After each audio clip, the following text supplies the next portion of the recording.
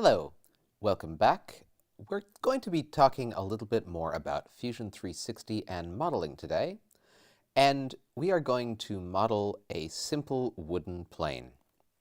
Now, in our last video, we modeled a dovetail drawer, and in a lot of the feedback from that, I got that people really like this idea of doing it in stages. And of course, as a teacher, that is something that I've always found to be very effective. So what I'm going to do is we're going to take this in 3 stages. If you're an absolute beginner, we're going to go through all the things that you need to model just the parts you have to build for the wooden plane. Only the stuff out of wood. The other stuff that you're not actually going to build, we're just going to leave it out altogether. Then we're going to put in those parts. So if you're a little more experienced, if you've had a couple of days playing with Fusion 360 already, you'll be able to figure out how to put in the wooden parts, like the iron and the chip breaker. Once we put those parts in, we have a wooden block that is going to work perfectly as a plane, and if you just, round the edges with some sandpaper and get the thing ready to use, it will work perfectly fine for you. But we're going to take it to the next level, and for those who are a bit more intermediate, we're going to turn the thing into a beautiful, aesthetic, modern wooden plane. So without further ado, we're going to go on and start this. So as you can see here on the screen, I have Fusion 360 running. This is the latest version, of course, of Fusion 360. And as a teacher, I have the academic license of it. If you have the free license, we're not going to do anything in here that you can't do with the free hobbyist or student license. So everything that I'm going to do in here is totally accessible to you. Everything is also set up using the defaults, as you can see here. The only thing I'm going to change is by right-clicking on this cube over here that tells us the view, and I'm going to select Perspective with Ortho Faces. And that's because I want the lines in my model to look straight rather than curved and angled in perspective. It makes it easier to see what it's going to look like. In other words, it makes the diagrams and the 3D models look more like photographs and less like blueprints. Now, one of the things that I have said I will keep doing a bit of for especially our American friends is model some things using the imperial measurement system. And as I did the last one in metric, which I have to admit I am way more comfortable with, I'm going to do this one in imperial. So I'm going to open up the document settings and challenge myself to model an entire plane in inches. Now, I have to admit, I've not done this already. I haven't practiced this. I've modeled a bunch of wooden planes in Fusion 360 and in other modeling software like AutoCAD. But I've never modeled one in imperial measurement. So I'm going to be doing the conversions in my head, and I hope we can at least grant me some slack on this, because knowing my quarters from my 8s is a little more complex than knowing my 3s from my 6s, if you know what I mean. Okay, so we're going to get started. We have an empty box here that we're going to draw in. And instead of just taking a guess, we're going to say we want to create a new sketch, and we're going to say it's going to be on the front, because when we model something, to pick the plane, I know I've said this before, so if you've heard this before if you've watched a bunch of these streams, but if you want to start modeling, the easiest way to do it is to sketch and model from the sketch. Now, to sketch, you have to sketch on a plane. And that means you're sketching on the front, the side, or the bottom. And people say, well, how do I know which one to sketch on? It's like, well, if you take the object that you want to model and you think about looking at it with an X-ray, and you're going to look at it straight through, all the lines that you see are going to tell us the shape of the object. Which side would give me a much better description of how that thing is put together? Well, in this case, we're going to look at it from what I'm going to call the front. Now, what I'm going to call the front is actually the left side of the plane if it's a Western plane, and the right side of the plane if it's a Japanese-style plane. But we're going to model this plane side-on by calling it the front. And we're going to start a sketch here. Now, doing this sketch, we're going to start by creating an outline. So I'm going to click on this rectangle tool, and from the origin, the center here, I'm going to draw a box. Now, it doesn't matter. Some people get really picky about how big the box is they draw. I'm just going to draw a box. It doesn't even have to be loosely in proportion like the plane, because now I'm going to tell it how big the plane is. Now, if you know anything about traditional Stanley planes, like ones that have been made for the last 130, 140 years, they are divided up into numbers. You have 1 through 8, plus a whole bunch of other stuff. But the bench planes are 1 through 8, which actually means there's way more than 8 of them, because, there's a 4.5 and a 5.5, and, well, there's other stuff in there. Plus you get some low-angle planes like the 62, and, well, there's all kinds of Stanley planes. But the ones I'm talking about here are the basic bench planes, numbers 1 through 8. Now, the 1's worth a lot, and it's too tiny to be useful for anybody. And as far as I'm concerned, the 2 is useless unless you're a child, and the 3 is useless unless you're a child. So the planes we're really talking about are 4 through 8. The 8's way too big for most people to bother to use it. Unless you're jointing a lot of big boards, the 8 is just massively heavy. The most common 2, of course, are the 4 and the 5, and they have a standard plain iron size. And that's why we're talking about it. The standard plain iron size is 2 inches wide.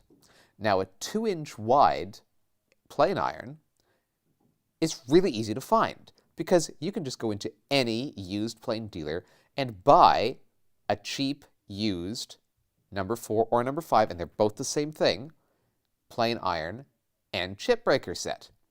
Now, if you want a premium one, you can go to Veritas, or you can buy a Wood River version, or you can go to Hawk if you want another premium one.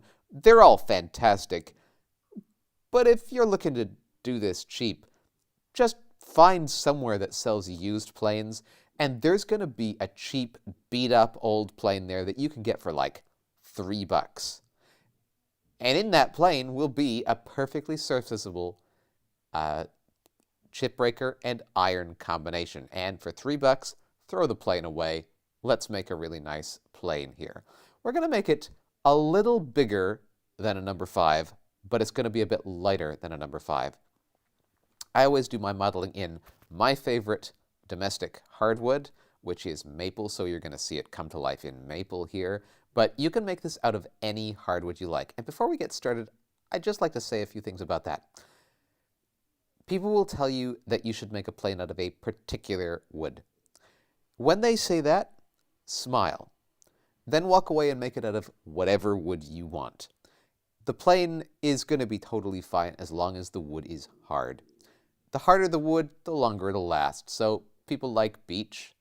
I like maple. Other people, some of them like maple, some of them don't. I can tell you, hard maple, it's hard. There's hard right there in the name, so it's hard. If you want to make it out of some imported wood that's really, really expensive, that's fine. If you live somewhere other than North America and you can get Ipe or Wenge or Jara or Blackbutt really cheaply, oh, go for it. As long as it's hard, that plane's going to last you for years. Don't make it out of pine or spruce or cedar. Softwoods are not fit for purpose. Not just in this case, just don't use softwoods. But any hardwood should be fine. Make this out of poplar if you like. Yeah, it's going to die a bit sooner, but that's still years down the road. And by that point, you'll want to make another plane anyway. And the iron and chip breaker will still be okay. The only thing I should mention is when we make the wedge for this plane, it's probably a good idea for you to make it out of the hardest wood you have around. So if you've got a little scrap of something hard, decorative piece that you have lying around and you want to make the plane look nice, I mean, a maple wedge is going to be fine. But if you make the plane out of poplar and you stick a poplar wedge in it, it's going to get beat up pretty fast and you're going to have to make another wedge because you're going to be hitting this wedge with a hammer. The rest of the plane, a bit less so, and it's got the whole body to restrain itself. But that wedge, you're going to beat that up pretty fast. So make it out of something hard if you can. Anyway, I'm not going to talk more about building the actual plane. We can talk about that later. If people have some questions, they can throw them in the comments or in the live chat. But yeah, for now, we're just going to model this plane. I've actually got some diagrams and drawings and plans and instructions on my website, my personal website, and I'll share those over here after the video. So if you want to actually make one of these things, you can use the plans. But the nice thing about modeling these things is you don't need somebody else's plans, and you don't need to think about paying for them. I mean, all my plans are free anyway, but you don't have to pay for anybody's plans if you could just make them yourself, and that way you can customize the thing to whatever you like. So if you want, you can take my plans, make a plane that's exactly what you want based on that. You'll then have your model and you can build the thing. So we're going to go over here and click on this dimension tool. You can also press D at any point to get dimension, but this dimension tool in the Create menu, and we're going to say that this bottom line here, it's not going to be 4.4 inches. It's actually going to be 16 inches long. Now, 16 inches long makes this 2 inches longer than a standard Stanley jack plane, standard number 5, which is actually making it quite a long plane. Now, if you don't want it to be this long, you can make it shorter.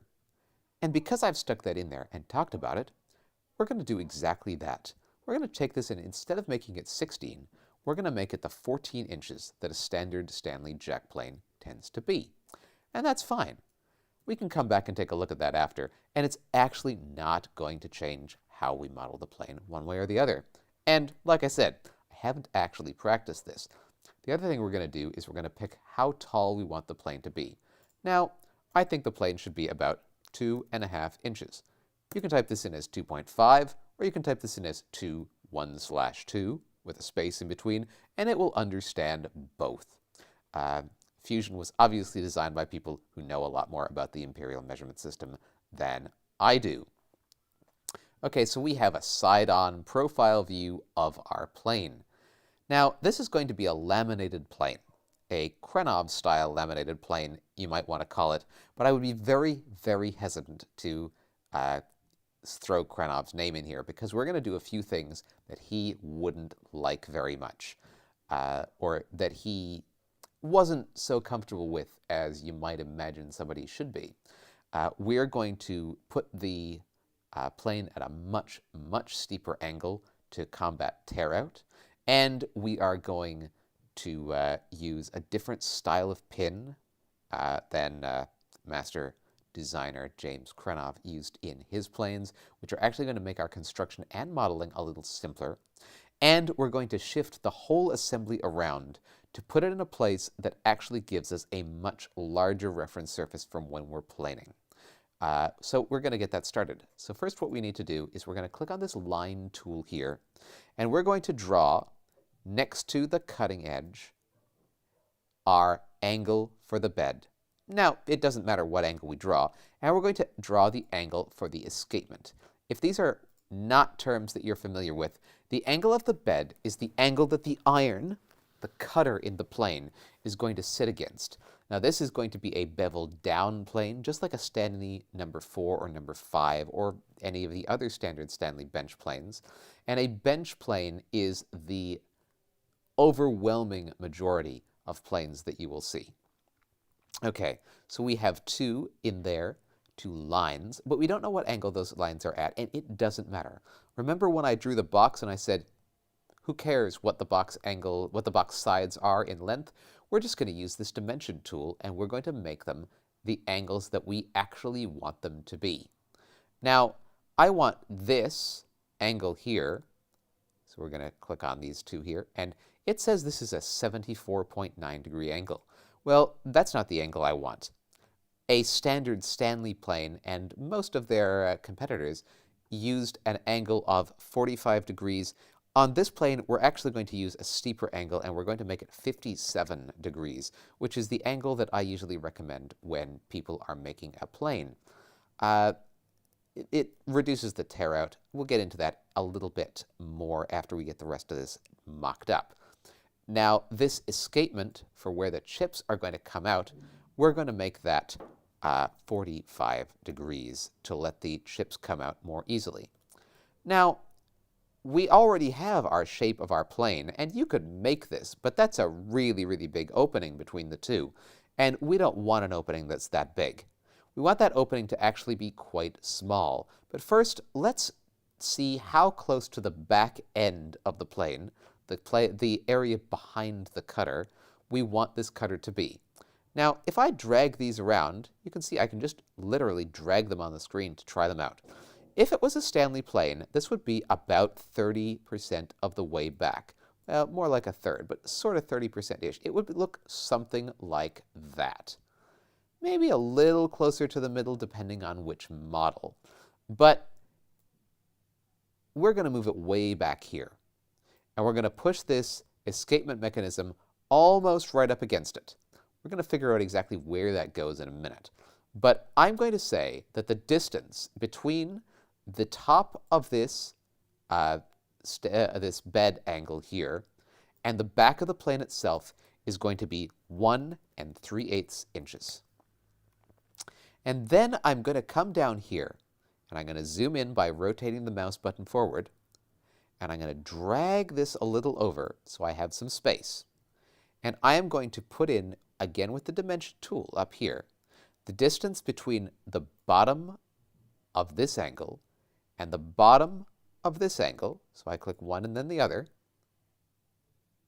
And then I click down here and type in that what I actually want that to be is 1/4 of an inch.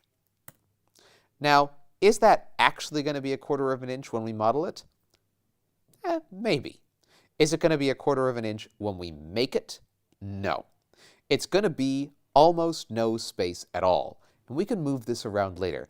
But this is the really important thing. If you're used to using a platform like SketchUp, which I seriously do not recommend you even bother to look at, or like Shaper 3D, which I think is fantastic in a lot of ways for getting stuff on your screen, on your iPad, when you're on the go, what you're probably used to is trying to get everything right the first time.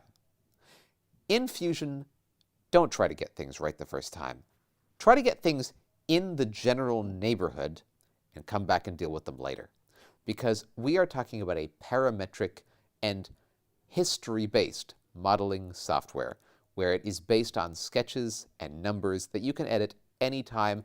And even if you edit something that we selected right back in the beginning here, it will change all the things that are built on it later, and you won't have to worry about them.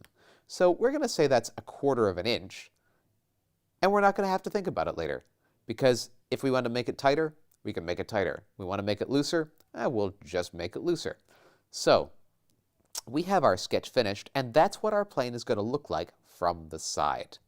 So I will say Finish Sketch. And if we hold down our Shift key and drag, we can rotate around it. If we just drag, we can drag it around the screen. So I want to zoom in a little bit, and I'm going to drag it so that it rotates to face me. Now I'm going to click on this Extrude button up here, and I'm going to pick the front section of the plane and the back section of the plane, and I'm going to make those into a new component. Now the difference between a body and a component is that a component is just like a file folder that you put bodies in. A body is a 3D object, and a component is just one or more bodies in a group. I'll talk about it again in a second. But we have this distance here. Now, instead of one side, we're going to make it come in both directions. So it's going to be symmetrical. And we want it to be 2 inches wide, because that is exactly the size of our iron. Now, we can always tweak this later. And I'm going to say, OK. So why did I use a component there and not just a body like we did in the last modeling exercise? Well, it's because I want to keep these grouped. Somebody asked me today what the difference between a component and a body was and how to use it. Actually, quite a few people have asked me that just today. And I've given a lot of different explanations for this over the years, but here's the one that I think is the easiest. Let's imagine you have a bunch of documents that are for you and your partner, and you want to keep them straight. So each of those documents is a little body. Let's say this is one document, and this is another document. Now, how do you keep those documents straight? Well, you can put them in a file folder. That's like creating this component. But what if we want to keep them separate? What if you want one set of documents for you and one set of documents for your partner? Well, now I'm going to create two file folders, and I'm going to put some of them in one and some of them in another. That's creating two components and putting the bodies in those two components. Now, over time, you're going to have a bunch of documents for tax, and a bunch of documents for healthcare, and some for advertising and receipts and charity donations. Well, what about if you want to put each of those in its own file folder, and then take all those file folders for your partner and put them in her box, and put all the folders for you in your box. Then you take all those boxes and put them in your closet. Well, the closet is a component. The boxes are components. Each of the file folders are components, and all the pieces of paper inside are still bodies. That's how the components work in Fusion 360. It's actually how the components work in pretty much all modeling software and even graphic design software like Procreate and Photoshop and Illustrator, which I use on a fairly regular basis. But yes, that is how the component and body system works. If you open up the component here and open up the bodies folder, you can see that we have body 1 and body 2. Just like in the sketches folder, we have the sketch that we just used, and that has disappeared. And we're pretty much done with it for the moment.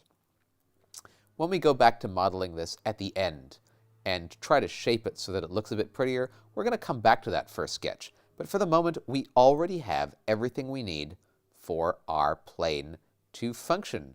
And we're going to take a look at it again in a minute. Now, we made this 2 inches wide. And I know what some of you are thinking. If I make this 2 inches wide, what on earth am I going to do when I try to stick a 2-inch iron in it?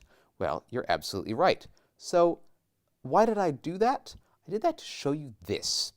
If we go down here, we can see we created the sketch. This is our history tree. Then we created a brand new component. And then we did an extrude. Well, what if I right-click on that extrude and hit Edit Feature? Well, this says that this distance is 2 inches. And I made a mistake. I made it symmetrical and made it 2 inches. So that's actually 4 inches wide. But I want it to be 2 1/8 inches wide. So it has a little extra wiggle room for that iron.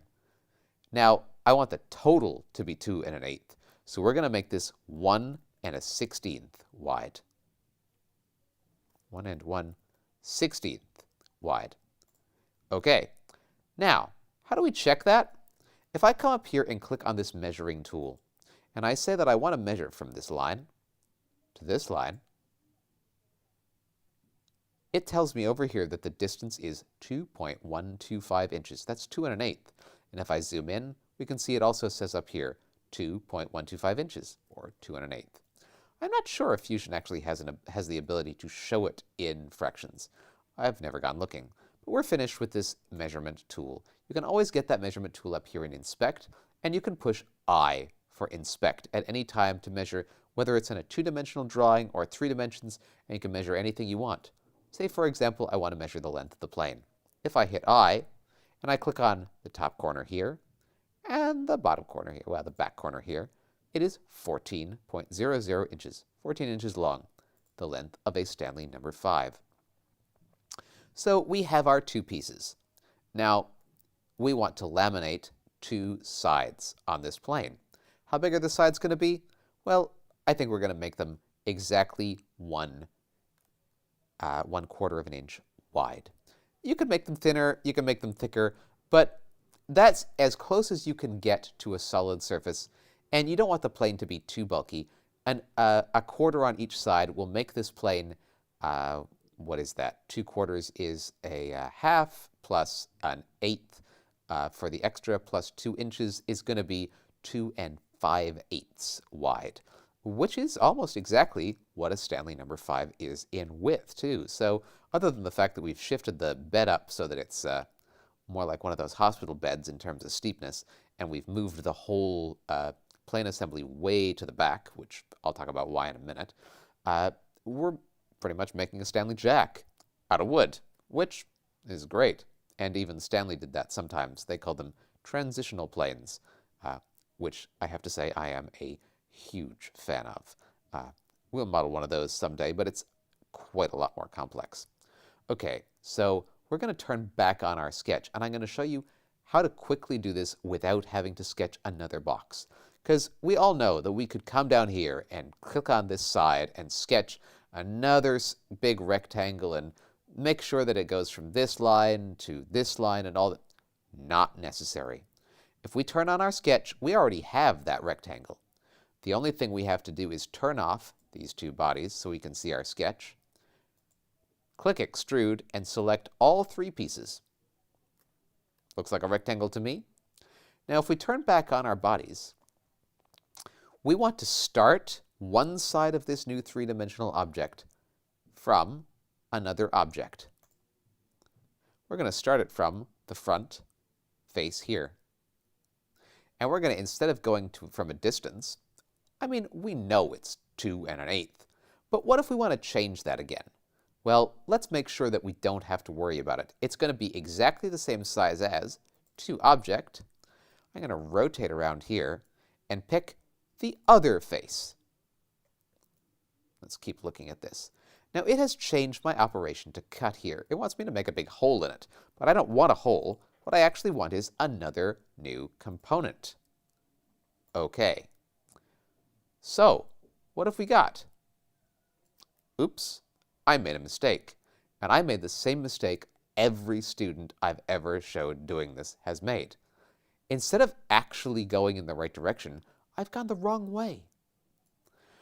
But what do we do if we make a mistake? We come down here, we right-click on our extrude, and we edit feature. So from this side, what do I really want to do?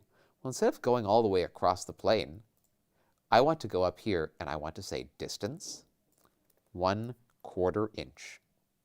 Now, if I click on OK, it's going to make another mistake. And I'm going to do that because I want you to see what the mistake is. The mistake is that I've actually modeled it into the plane. This is now overlapping the body. Instead of being laminated on the side, we've actually created two models in the same space. But remember how easy it is to fix those mistakes. If I right-click on it and hit Edit Feature, we're going to make this minus 0.25, minus 1/4. Anytime you want to make something go in a different direction, just change the sign from minus to not minus, or from nothing to minus. You don't need to ever type plus in here. And you can rotate while it's previewing it and see that it is actually going in the right direction now with this arrow. So we're going to say OK. Now I could go in and turn off all these bodies and click on all these pieces again and make another one from the sketch. We're just going to get rid of the sketch altogether. And I'm going to say create mirror. I'm going to change this to bodies, and I'm going to pick this body that we just made. Now, where are we going to mirror it across? Select, and we're going to mirror it across the center of our origin. Now, it's a little hard to click on the center of the origin, but what do I do to make that easier? I turn off the bodies that are hiding it, I click on it, then I turn them back on again, and it's selected. OK. Now I have the two sides of my plane modeled and laminated on. Now, there are several ways that you can attach these. You could drill some dowels in. You could use screws if you want to put them all together that way. Realistically, if you're using a modern PVA or epoxy, just glue the sides on. Clamp the whole thing up, and you are golden. So we're not going to model any fasteners or anything into here today, because it's just totally fine. The other thing people are going to ask about is, what grain direction do I use? Do I have the grain going along the length of the plane or along the sole of the plane, the bottom down here, so the grain is running in line with the plane? Well, you know, there are a lot of theories on that. And yes, the thing that you want to keep in mind is the grain direction. But the only thing you really have to worry about is that the grain is not going against the direction of the plane. So when you look at the bottom here, we're not going to worry about modeling the grain. But on the bottom of the plane, while I remember it, make sure that when you push the plane forward, the grain itself is not digging into the workpiece. Doesn't matter which direction you're actually moving the plane, it's always going to be pointing toward this end, the same direction that the angle is pointing toward of the bed where the iron goes. So make sure that when you look at the grain, if you look here on the side of the plane, for example, if this was the side of the front, actually, let's just hide this component. We'll see it right here. You see this grain here that is going down? That's not the right way. You want the grain to be going the other way. You want it all to be going down, facing the other way, so that when you push the plane forward, the plane is actually moving so that the grain is being pushed back, rather than digging the grain into the workpiece. Now, if you smooth the bottom of your plane carefully, and you finish the bottom of your plane with some nice shellac, which you should, it won't matter. It's really going to be okay. You sand that thing up to 400, 600 grit, you can have grain coming out of your ears, and the plane is still going to ride smooth on the bench.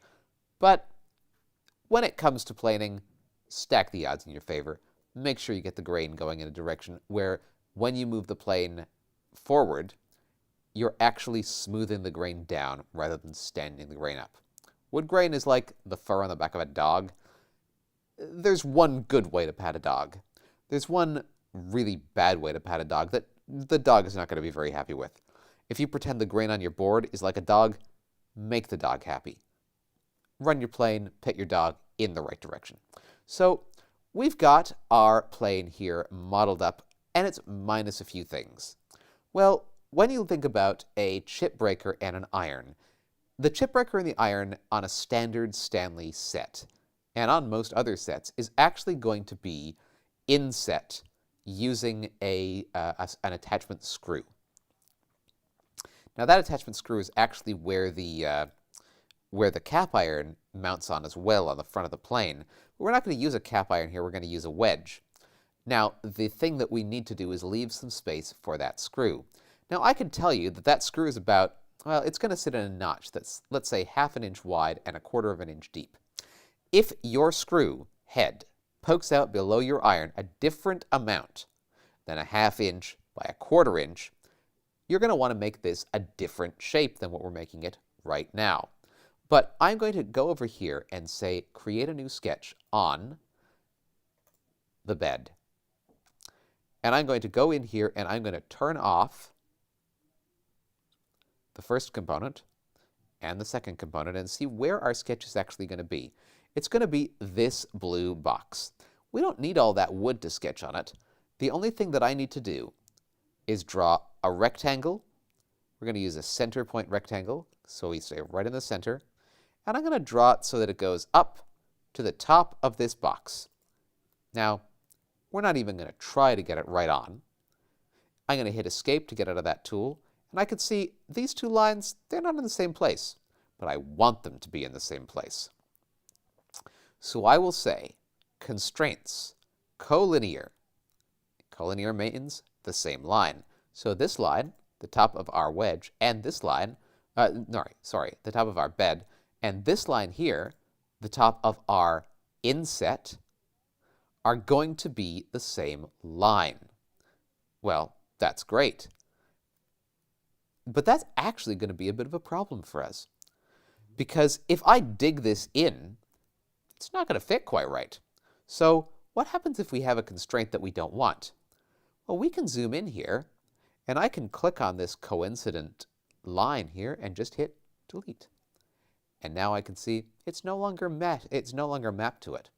We're actually going to make this a little higher than our coincident line would be. We're going to say dimension. It's going to be about 1 inch above.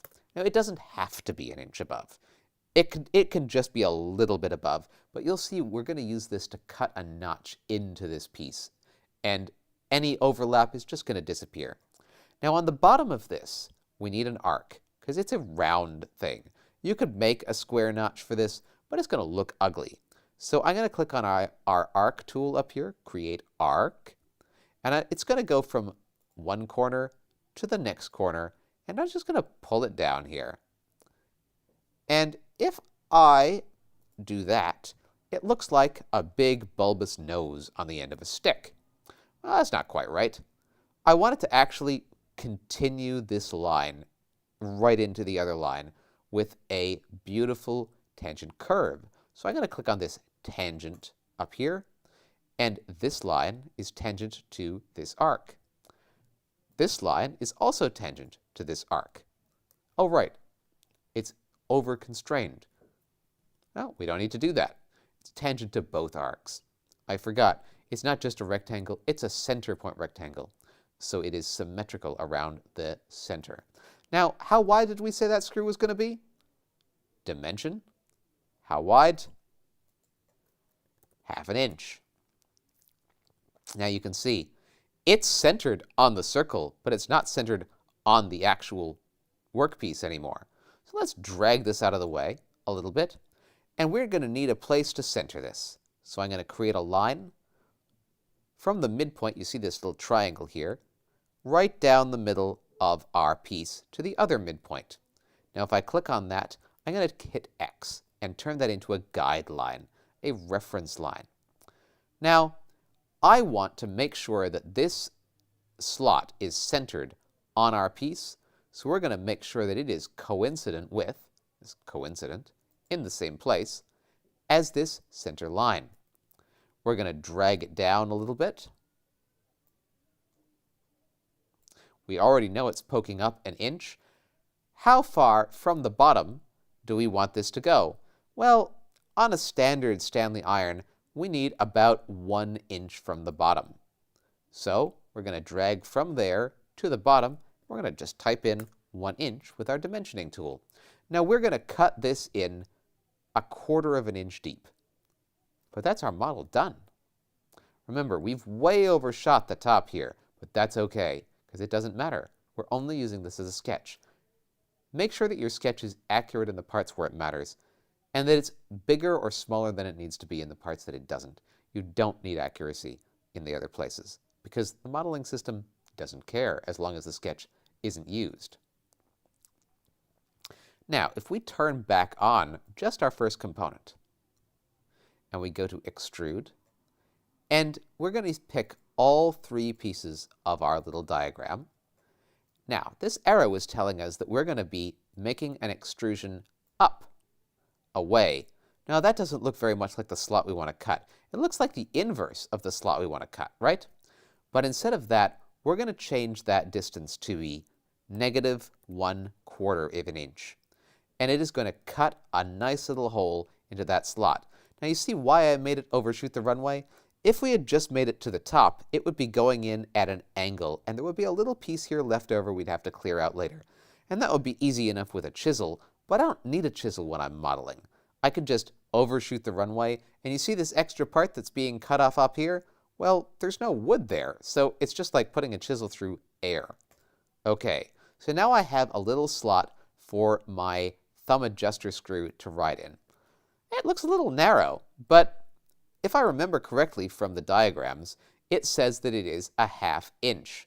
That it is 1/2 inch and that it needs a space 1/4 inch deep. Of course, you can measure the screw on yours, the head of the screw, and see exactly what it is that you need. Plus, if you're modeling this and you're going to build this by hand, well, you're not going to do something dumb like model it and then make it the wrong size of your screw. You're going to have the screw right there in front of you. So you're actually going to put that screw up against your workpiece, and you're going to make it the right width for it. Make sure you do that. Anything that you model, check with the real thing when you actually go to do it. The model is not the be-all and end-all. However, the model is pretty good in this case, and that slot should work perfectly fine for us. Now that slot doesn't technically need to go all the way up to the top, but it's so much easier to cut that way, and there is no downside to it because there is so much surface area here for the rest of the iron chip breaker assembly to run on. It's not going to be a problem for us. Now, the chip breaker and iron is going to slot in here. What do we need beyond that? We actually need a wedge. Now, if we go back to this first sketch, remember that first sketch? And we right-click on it and we say Edit Sketch. Well, what's the other piece we need? Well, we need a wedge that's going to go from somewhere up here to somewhere down here that's a little bit above the cutting edge of the iron and the escapement. Now, we're going to want a squared off edge on it. The shape of that square doesn't really matter. And we're going to want a little wedge up here somewhere. And then we want a top to it. Now, there are some different ways of doing that, and we can drag these pieces around to make them look right. If I take this piece here, I drag it up a little bit, we get a much nicer angle on our wedge. And when you're modeling stuff, that's probably a good way to do things.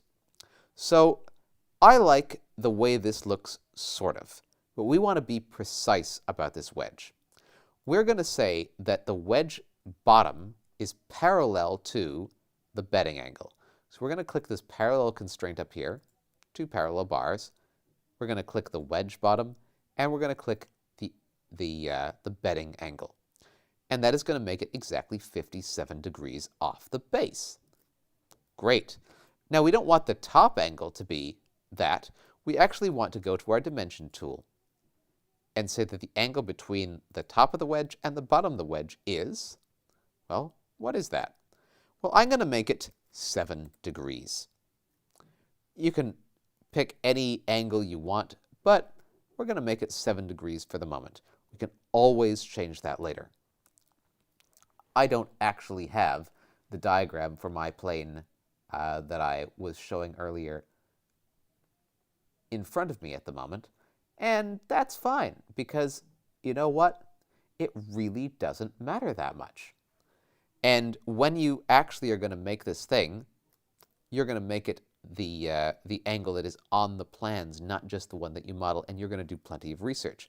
But for our model, this is going to look totally fine and give anybody the right idea about the plane.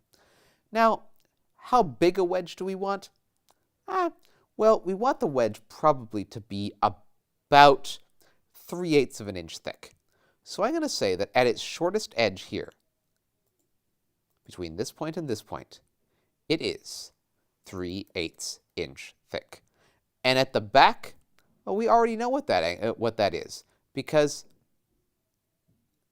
whoops, undo, because the angle and the size is going to do that for us as soon as we tell it how long it's going to be.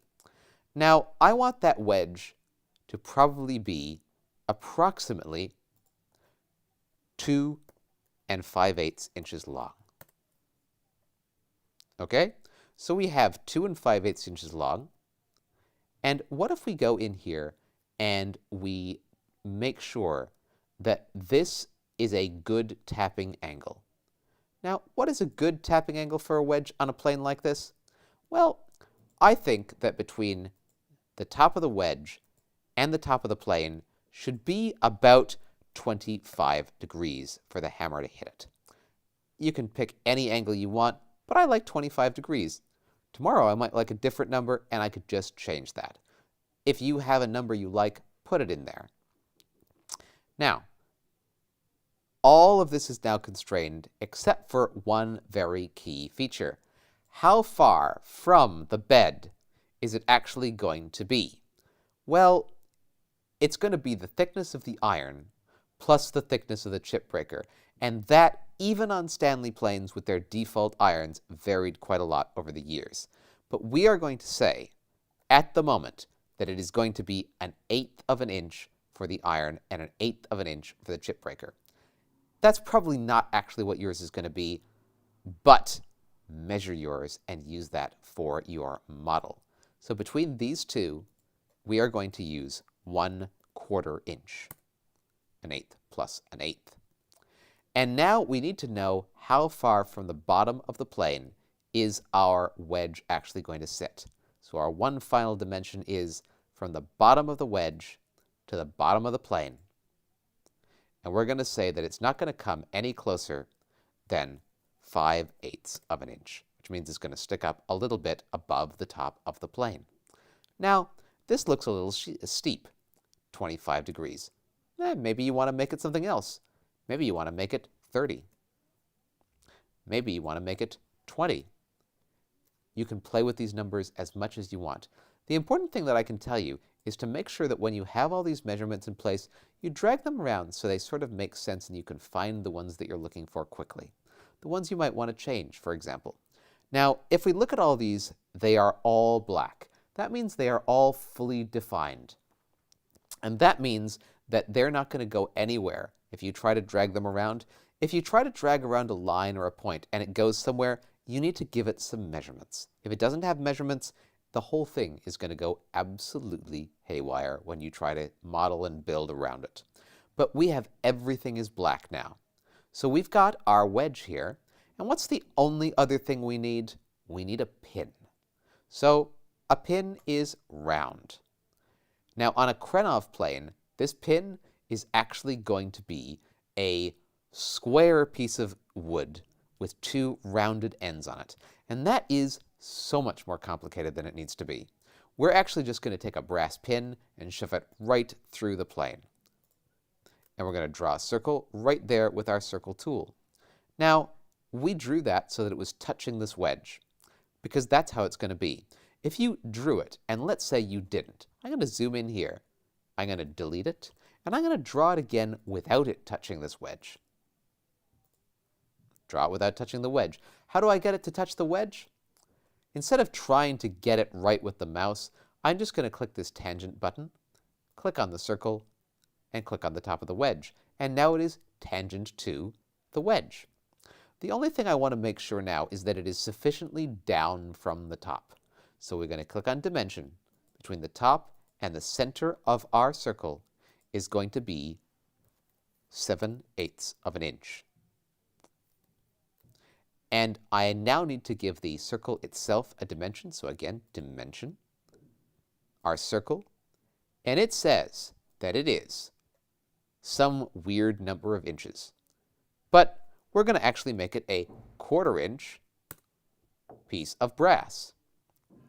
I'll show you how to make it brass in a minute, but for now we're going to pretend that it is wood. And it is way too low, don't you think? Let's, instead of making it 7/8 of an inch, make it 5/8 of an inch from the top. And now it looks way more like where it should be. We can always move that stuff around later though, so don't worry about it. We're done with our sketch again. Finish sketch. Now, how big is our wedge going to be? Our wedge needs to be the same size as our iron, give or take. Now, you could make this smaller. You could make it a little larger. If you make it exactly the same as the opening, it's going to be very, very hard to get it in. So we're just going to make it the same size as the iron. Remember that iron is 2 inches wide? Well, extrude the top part of the wedge and the bottom part of the wedge. You can always just pick the pieces you want.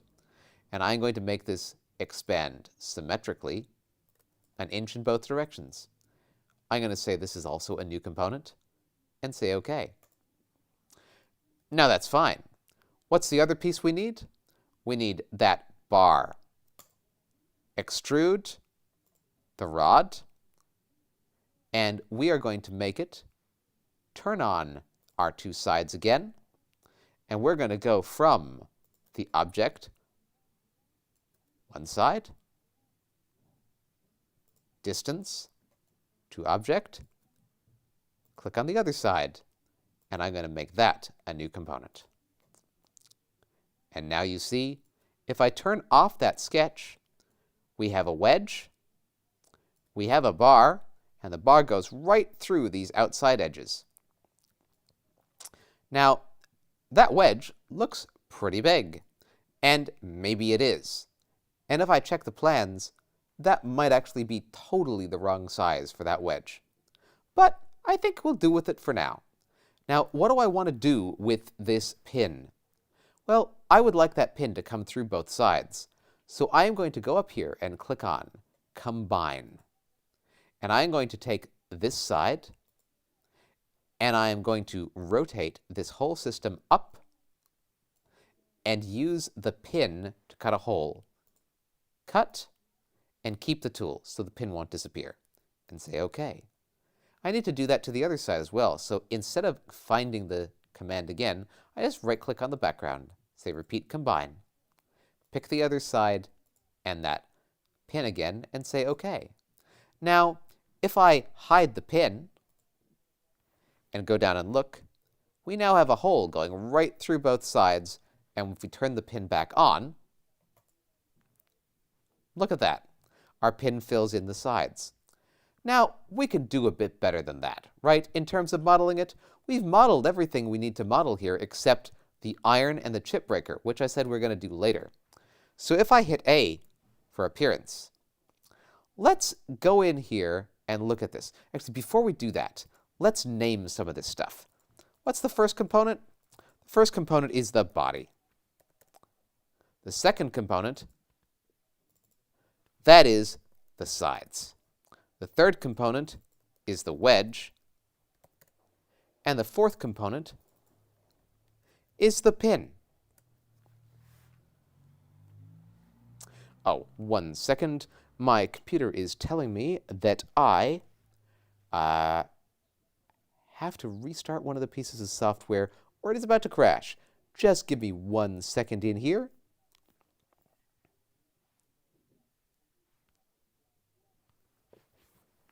I will be right back with you in just a moment, I promise.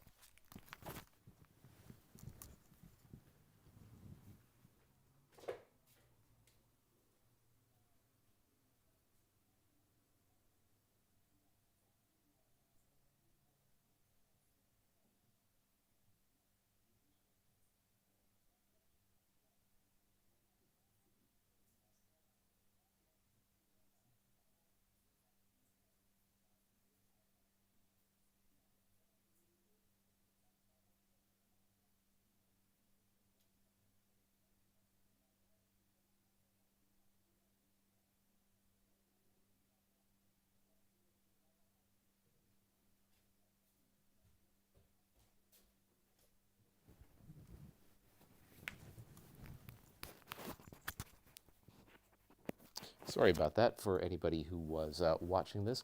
I just had to go and make a small change on the streaming system so that we don't lose our feed. Anyway, so we're going to go in here, hit A for appearance, and everything is modeled in this hard maple. But like I said, we want to make this look kind of pretty.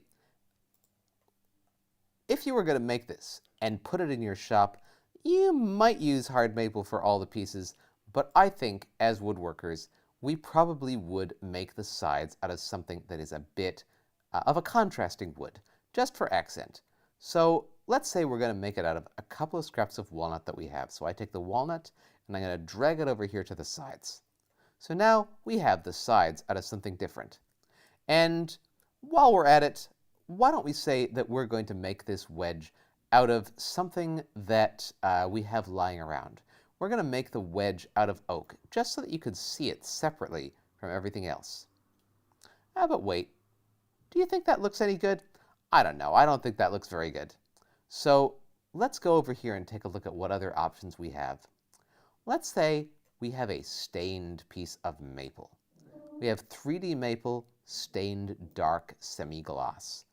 And let's drag that onto our wedge. And now our wedge looks like a really nice contrast against the rest of the body, so it's much easier to hit with our plane adjustment hammer. Of course, we're just modeling this so that it looks kind of nice when we render it. You can make it look anything you want. You can make it out of random colored plastic or turn the whole thing to glass and see what it looks like. I'm going to talk a little bit about appearance and all the weird things you can do with it in another live at some point, and I'll probably make some actual class videos about it. But for now, the only other thing we want to do is go in here, open up metal, say brass, and use our polished brass for our pin. And then we say close. So now you have a brass pin going right through. We have our wedge, we have our two sides, we have our body, and that's it. We don't have anything else, but we have all the pieces we need to make a wooden body laminated plane. This plane will work totally fine. You can round some edges, but you can keep it totally square. And that's fine. It won't be that comfortable if it's square, but it will be okay. Now, that ends the first absolute beginner part of this, and that could be where you leave off. If you already know what you want to do with your plane, well, that might be enough for you. But for me, I think we're going to model a few other things. I'd like to model the chip breaker and the iron, at least in their sort of rudimentary components. I'm not going to bother to model the screw that goes through. I'm just going to put them sort of in their places. So let's turn off the two sides. Let's turn off our wedge, and we'll turn off our pin. And I'm going to go back here and edit our first sketch one more time. Now, there's a few things that we want to put in here that we haven't already put in. Actually, this sketch is getting kind of busy. We could put it all in here, but let's make a new sketch. Let's actually make a new sketch on the same plane that we were using for the other one. We'll turn off our body, and we'll sketch again. Turn it back on. Whoops. Turn back on our body. So where is the plane going to sit? It's going to sit up against this back piece, the support, the bed. So if I hit P for project, I'm going to copy that block into my new sketch. I'm going to say OK. And now, see, I have those lines and those dots, but I don't have all the mess of the first sketch that was used to create them. Now, on that, I want to draw an iron. Now, a plain iron looks like a line, an end, another line, and an angle. It looks like that. Now, that's not proportional in any way, but it's the right shape. And once you get the shape right, everything else is totally optional because it's going to be defined by the thing. Now, this point needs to actually be up a little bit, beyond where the bottom of our mouth is. It's called a mouth. Now, these two lines are listed as being parallel. You can see the two parallel lines here, but this iron actually needs to sit right on the bed. So I'm going to go up here to Constraints, and I'm going to say collinear. This line here sits right on that line. Now, if I zoom in, how much of an angle is this going to be between this and this? Well, if you're like me and you're sharpening this plane using a fairly standard angle, you want that angle between those two parts to be 35 degrees.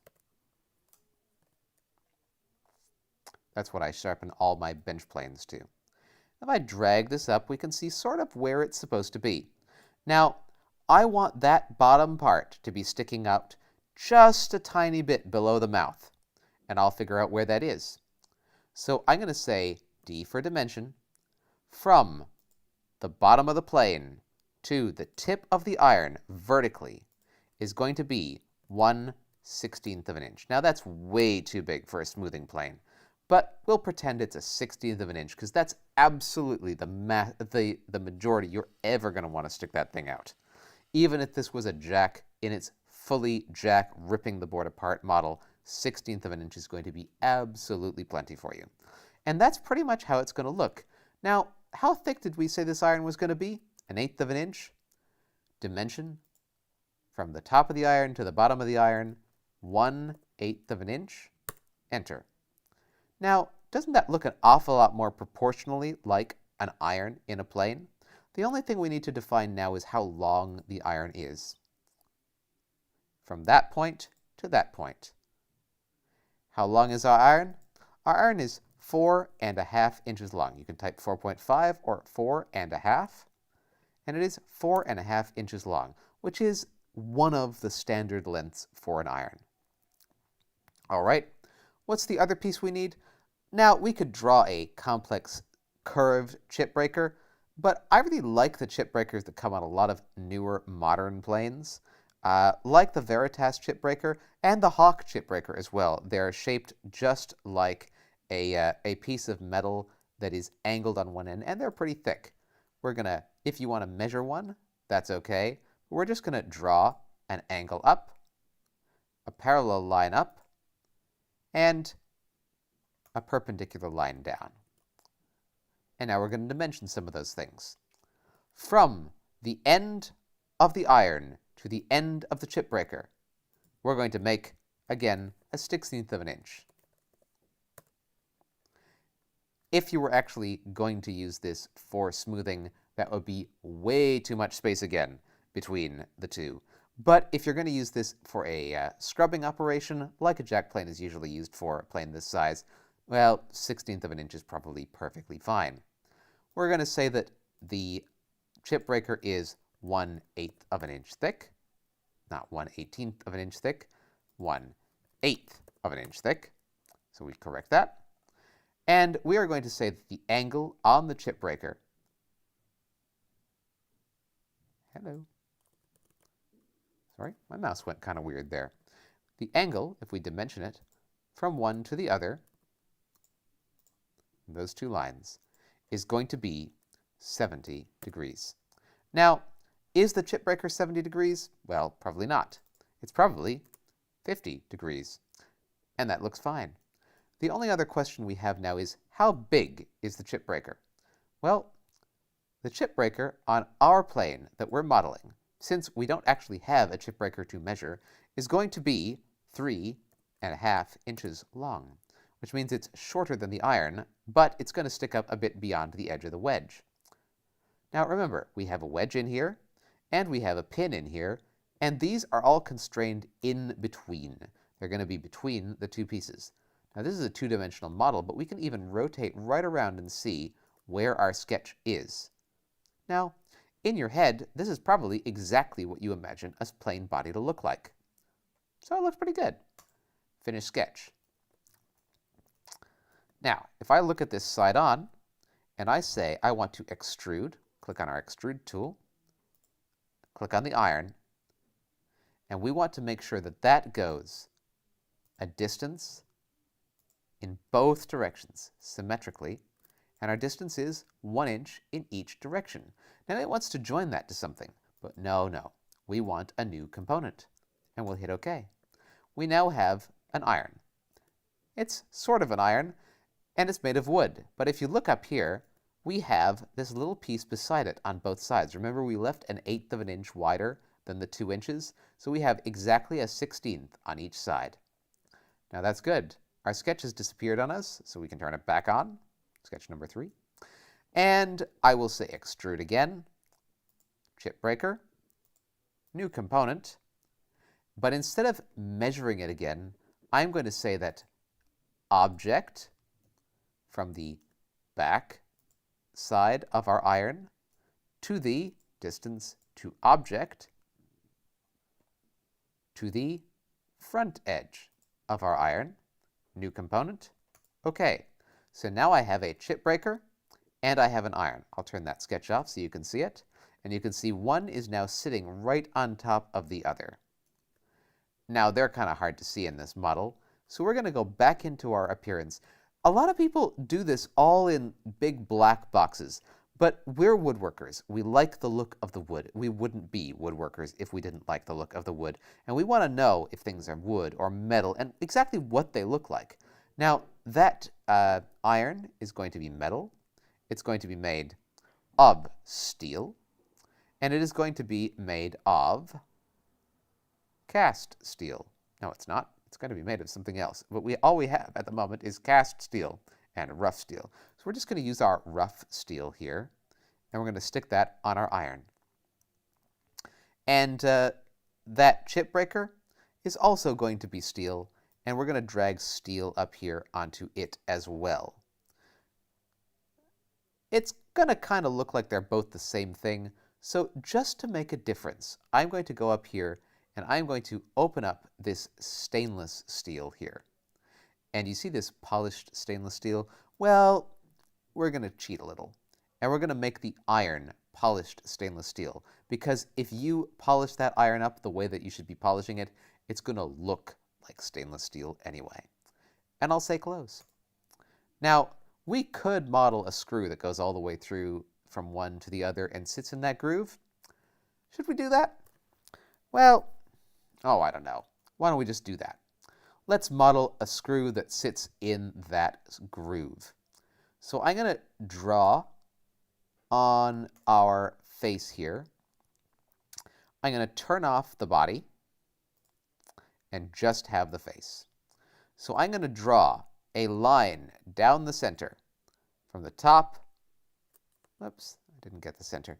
I'm going to draw a line from the center of our chip breaker to the bottom of our chip breaker.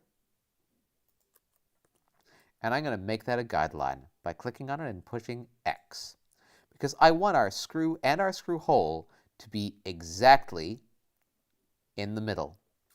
So we need 2 round circles, and we're going to put them right here. I need 1, and I need 1 more that's in the same place, only bigger. Now, this is, if memory serves, a 1/4 inch screw on the threads. So I'm going to click on the middle, and I'm going to say 1/4 inch. And it's a 1/2 inch screw on the thumb part. 1/2 inch screw. Okay? So I have my inside part, and I have my outside part. The inside part is going to go through the chip breaker and the iron.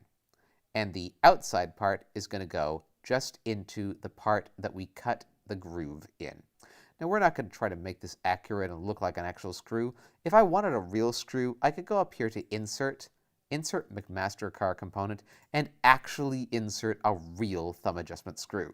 But for the sake of making something that looks vaguely like a screw and takes up that space, we're going to say Finish Sketch, and we have the only 2 components we need. So extrude. This piece, the center piece, is going to go from where it is on the outside of the chip breaker, distance to object, the inside of the iron. Instead of cut, we're going to say new component again. And we are going to do the same thing. Turn our sketch on. Both circles this time, because we want the big circle and we don't want to be missing the little one. We are going to go from object, the back of the iron, and we're going to go how deep? Well, we're going to say that that top of the screw is exactly 1/4 of an inch. We're going in the wrong direction, so we'll hit negative, and it will stick 1/4 of an inch out. And we'll say new body. We don't need a new component for that because we've already made a component for the screw part. And we'll say OK. Now, let's give these some names. What was this? Our iron. This was our, remember, you click on it and it shows you, it highlights the part that it is. This is our chip breaker. It's fairly typical to put capital letters on the beginnings of new words. This makes it easier to read. And this thing here, this is our thumb screw. But it's only part of our thumb screw yet. So let's turn off our iron and chip breaker so we can see these things. We'll turn off our sketch because we don't need it anymore. And I'm going to say I want to combine. Instead of cutting, I'm going to join 2 things together, and I don't need the tools when they're done. I'm going to join, well, we've got the first part of the thumb screw, second part of the thumb screw, and say OK. Now if I click on the thumb screw, it's got the whole thing. That's just one body now. So now if I turn all the rest of these things back on, we have all these parts of the plane, and look at that. Our thumb screw is in the hole. But we don't have an actual hole cut through our components for our thumb screw. If we turn the wedge off, we can see it sort of poking through here, but it looks a bit glitchy. So if we say combine, and we change our operation to cut, if we cut the iron with the thumb screw and say OK, and again we modify. Oh, wait a second, where did our thumb screw go? We forgot to turn on Keep Tools. We can fix that. Now, if we go up here and again combine our chip breaker and our thumb screw, Keep Tools turned on this time so we don't make that mistake, and say OK. We've now cut all the way through, and you can see that our wooden screw without threads on it has gone all the way through. How do we fix that? Well, A, for appearance. And I'm going to say that is going to be this stainless steel polished, again, just like the iron.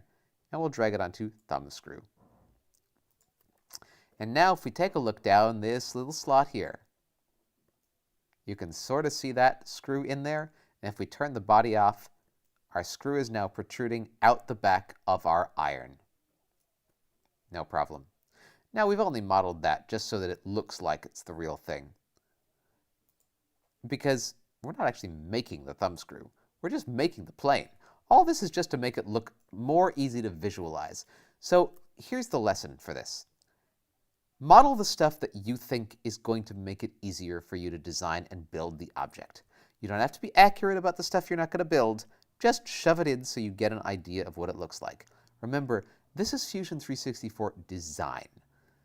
If you're using Fusion 360 for making all those metal components, well, you'd better be accurate about those too. Okay, so that's the component part. But I was going to show you one other thing, making this a beautiful plane. Now, I think it looks boxy. And you might say, well, you know, you're a Japanese woodworker. You're used to boxy, aren't you? Yes, I am, but that doesn't mean I have to like it. So we're going to actually shape this plane a little bit. So I am going to take and create a new sketch on the outside face of this plane, and I am going to use a big rounding curve. From the bottom here, I'm going to come up a distance. I'll define that distance later. And I'm going to make a sweeping curve. And I look up at the top, and where do I want that sweeping curve to end? I want it to end up here. And I'm going to draw that curve in, and we're going to modify it later. Now, I've gotten way off my flat drawing surface here. If I go up to this box and click front, it's going to bring me back to that curve. Now, if I click on this D for dimension tool, and I click on this dot at the end of the curve and the dot at the bottom of the plane, I can say that I want my curve to start at 3/8 inch from the bottom of the plane, which gives me 3/8 inch of bulk at the bottom before the curve actually begins. And I think that's a pretty good idea. Now, I want the curve to go from the front of the plane all the way to 10 inches back. And we've now fully defined our curve. We can't drag it out anywhere anymore because it is going tangent to this line. Now, if that hadn't automatically figured out that was tangent, let's delete the tangent. Now, it's not accurate. I can drag this all over the place, and it'll go kind of strange on me. See, I can make it tighter and weaker. I actually want it to be so that it finishes off and just goes into a straight line. You might like a different kind of curve on the front of your plane, but I really like it to be a single arc rather than a double arc like a Kranov plane. I think he made some lovely planes, but I like the smooth line of a single arc. Now, I'm going to do the same thing on the back. I will draw a little curve from up here to down here.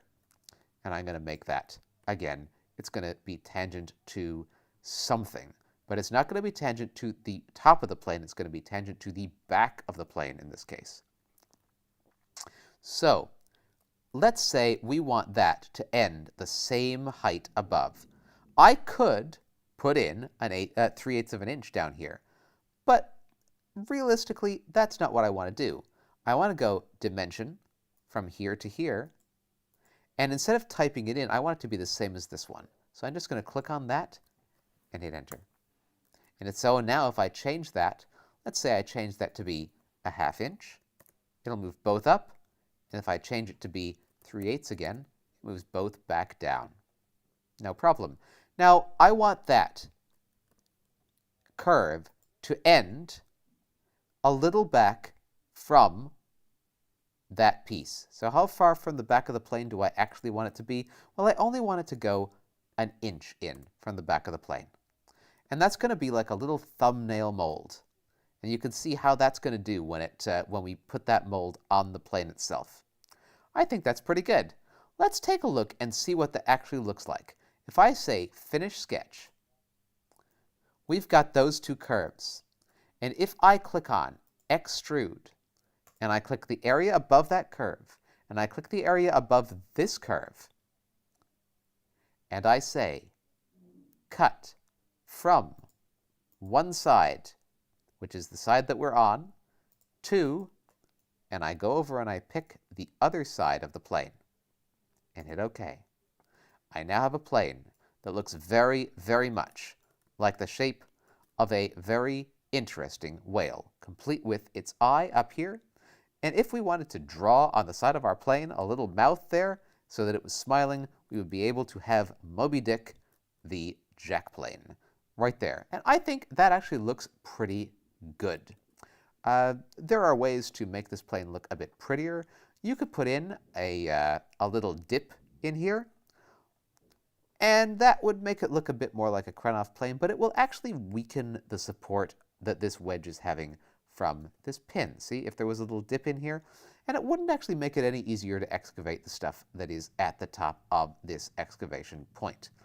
The only other thing that people sometimes do with these is they do a little dip at the front here. And we could do that. Let's do that so you can see how that's done and see what the plane looks like with that dipped excavation cavity. I'm going to turn off the two sides, and I'm going to model again on the side of this as a new plane. I am going to take a curve, and I'm going to draw a nice sweeping wide curve down here. Now, I want that curve to start exactly 2 inches up. And I want it to finish exactly 1 inch further in. And we know that this is going to be a nice arc. I think it would be nice if it was a 5.5 inch radius arc. Let's see if that works. Let's extrude that piece and cut it across. Repetition, right? Select the object on the other side of this body, cut. We'll rotate back to where we were and turn back our sides. And we now have an excavated body. And I think that is too deep. What do you think? You think that's too deep? Let's make a modification. And again, this is why I'm doing this. Turn the sides off and go back and look at our sketch again. Well, I think it should be way higher than that. I think it should actually be more like, I think it should be more like a ½ inch up, a ½ inch down from the top. If I turn the sides on now, I think you'll like it a little better. See? That gives us a nice little scooped profile without actually taking away nearly as much material. So I think it's actually quite nice. You could round this the other way, and you'd have like a whale within a whale. And that would be fine too, but I think this is quite pretty with the double arc in the different directions. We've got our arc coming up the front, we've got our arc going up the back, we've got our inverted arc going through the middle. Now, if you made this, this plane would be beautiful sitting there on your bench. Anyway, I think that's quite a nice plane. You can see the iron sticking out through the bottom of it. And I think we have done realistically all we need to do here today to make this thing work, except for the fact that maybe you want to round these corners a little. Now, I don't normally model the roundovers on corners or the chamfers, but let's say you wanted to. If we say modify chamfer, and I'm going to take the outside edge on both sides here, and I'm going to take the outside edge on this front straight section. I'm going to rotate it around and do the outside edge on the back as well. And for each of those, I am going to put a 1/16 inch chamfer, just to break the edges. Now, I don't normally bother with modeling that because you're just going to do that with your block plane, right? Or some sandpaper. And I think that looks pretty good. but it really does finish it off. So when you actually go to render it, it's going to look nice. Well, anyway, that is all I wanted to get done today. And I'm hoping that you have followed along and found this to be really beneficial. Put any questions that you have either in the comments or send them over on our website. While we're at it, everybody tells me to mention this at the beginning, and I hate it when people do that. So if you have gotten this far and you like the content that I have given you today and you want to see more, subscribe to the channel.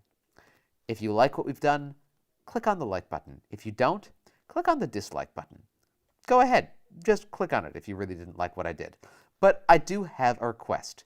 If you didn't like it and you're going to click the dislike button, leave a comment telling me why you didn't like it so that we can do something better for you next time. And if you don't mind, come back and see if we actually did it.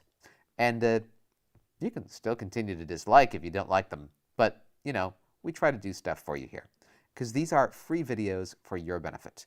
And we're going to keep teaching you stuff about woodworking and Fusion 360 as long as you keep coming back to us. Anyway, that's me for today, and thank you so much for joining us. Have a great day, and have fun making your new plane. Goodbye.